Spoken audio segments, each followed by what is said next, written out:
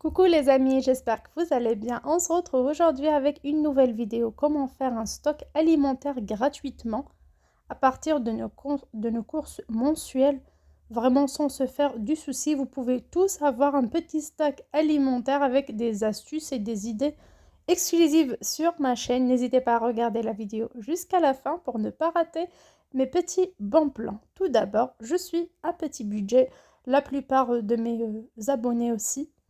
Il y a des retraités, il y a des étudiants et étudiantes, il y en a des foyers avec et sans enfants, des personnes seules, en couple. Donc, il y a différentes catégories, donc différents budgets, différents revenus.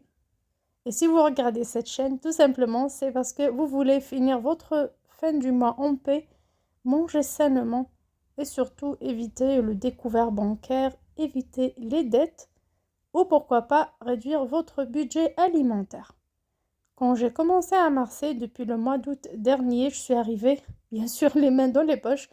J'avais pas de stock alimentaire, j'avais rien du tout. Je suis venue vers l'inconnu. Et pour tout vous dire, au départ, j'ai eu un petit peu peur et j'ai commencé à faire du stock alimentaire par rapport à ça.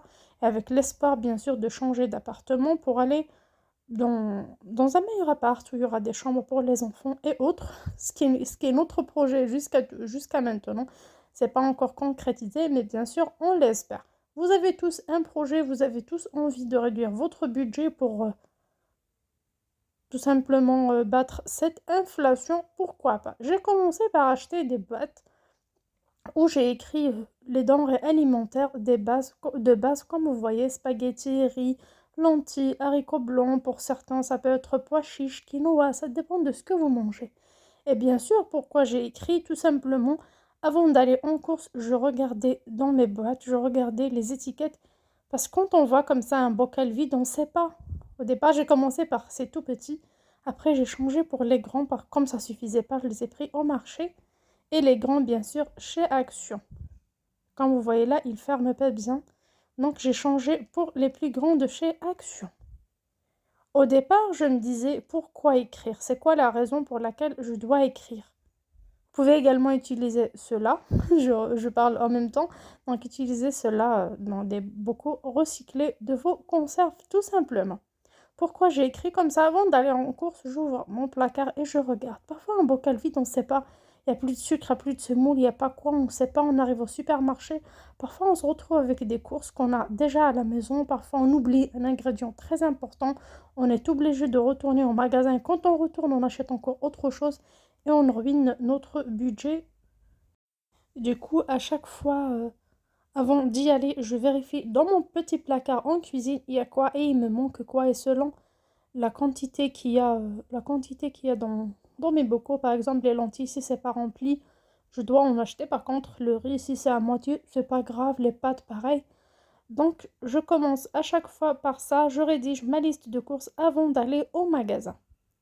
Mais bien sûr, au retour du magasin, je dois remplir ces bocaux, mais je le remplissais de deux façons. Je remplissais ces bocaux que j'utilise dans ma cuisine pour une utilisation quotidienne et je remplis d'autres bocaux. Je vais vous montrer le cas des haricots blancs par la suite. Je remplis d'autres que je cache. Je ne les cache pas par rapport à mes enfants ou mon mari ou qui que ce soit, mais je les cache, je les vois pas. Ils sont pas en face de moi.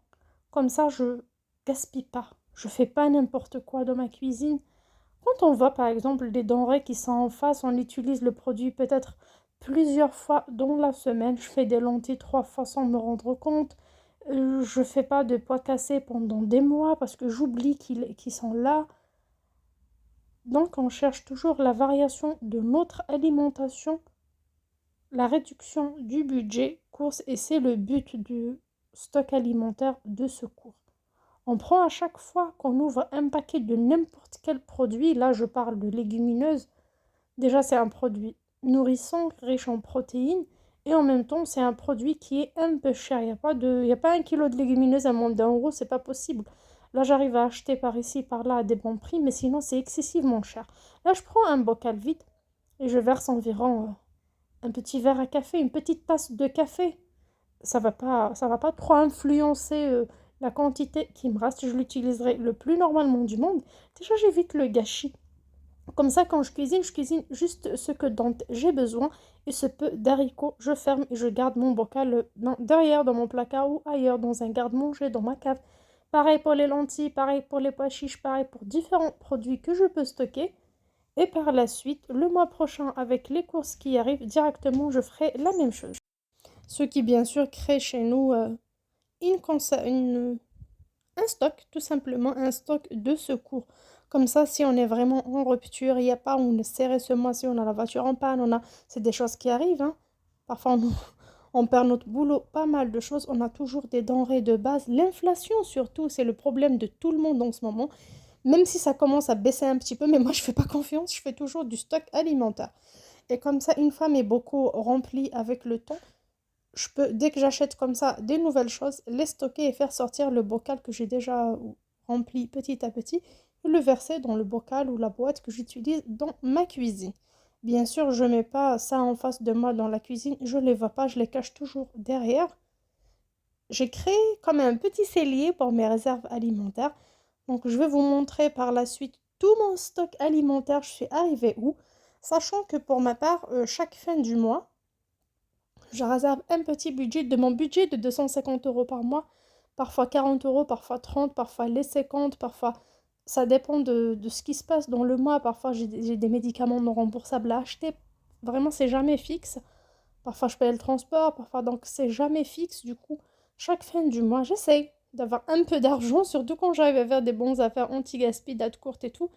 J'essaie d'avoir un petit peu d'argent à la fin du mois pour acheter des denrées pour mon stock alimentaire parce que vraiment je suis motivée. Vous voyez le cas des pois chiches dans une bouteille de jus d'orange?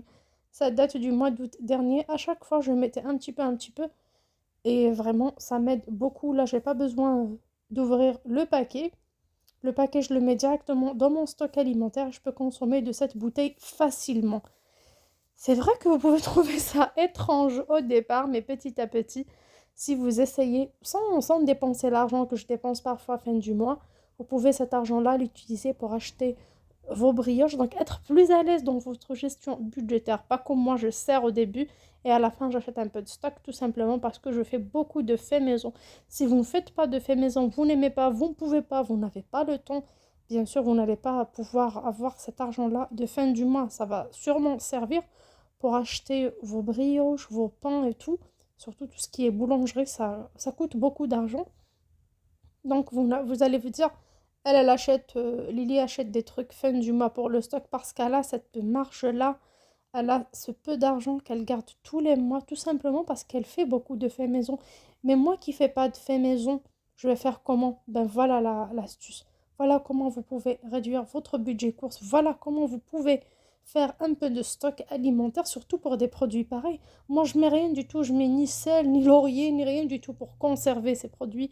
Surtout que c'est l'été qui arrive, tout simplement parce que dès que c'est rempli et que j'achète la prochaine fois 1 kilo, bien sûr, des paquets fermés de la même catégorie de produits, mais je prends ce qui est là et je remplace par un paquet fermé. Je consomme celui qui était déjà dans le bocal et je remplace par un paquet fermé. Et le mois prochain, quand j'achète un paquet, ce sera un paquet contre l'autre.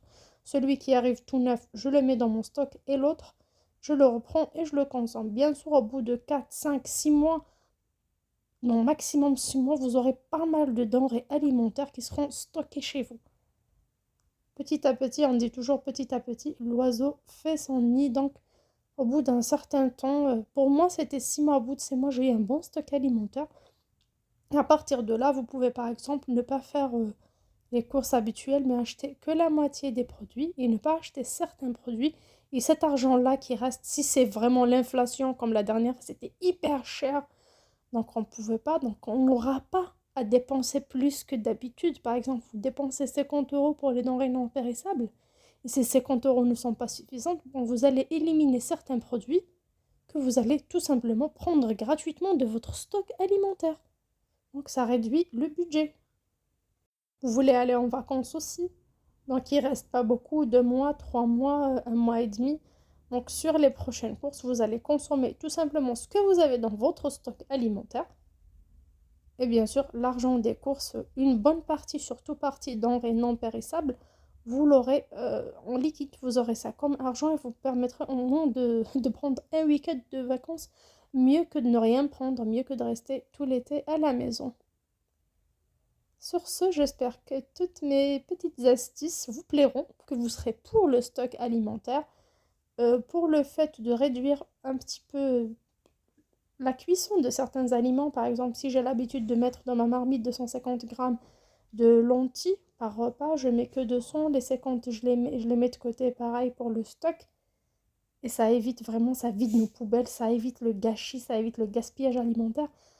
Parce que croyez-moi, moi aussi j'étais comme ça avant d'adopter cette façon-là. Je jetais pas mal de denrées pourries dans mon frigo parce qu'on ne les mange pas, ça traîne et ça finit à la poubelle. Et bien sûr, des denrées alimentaires mises à la poubelle signifie tout simplement de l'argent mis à la poubelle. Même si ce ne sont que des pièces rouges, mais ça reste de l'argent que je jette à la poubelle. Alors que cet argent pour gagner, on souffre, on travaille dur du matin au soir pour avoir cet argent-là. Sur ce, j'espère que ma vidéo vous a plu. N'hésitez pas à la liker, à la partager avec vos amis, à vous abonner à ma chaîne pour ne pas rater mes prochaines vidéos. À très bientôt. Ciao!